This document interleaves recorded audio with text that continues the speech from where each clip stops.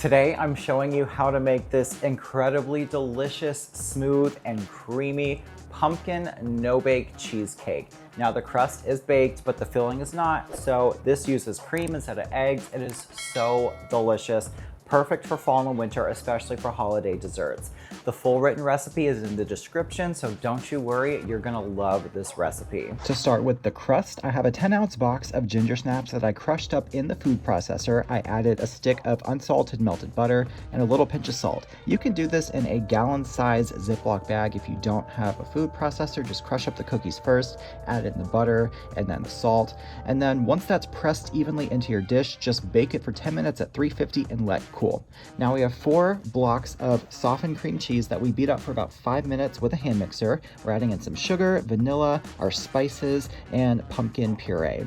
After all that is added, just mix it on a low to combine and then mix on medium until really smooth, another couple minutes. We're folding in some whipped cream. It's just 1.5 cups of cold heavy cream whipped to stiff peaks. This is what's going to help make our cheesecake nice and smooth and set in the fridge. So once that is folded in, just pour it and spread it evenly on top of your cooled crust. I like to use a frosting spatula just to make it really nice and neat. Cover with plastic and chill for a minimum of 4 hours.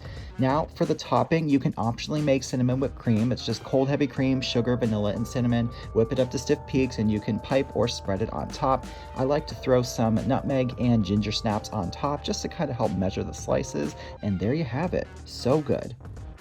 I remember the first time I made this and I was so excited about it. The flavor is so good. It's not too overpowering. It's the perfect amount of pumpkin with spices, perfect amount of sweetness, tanginess from the cream cheese.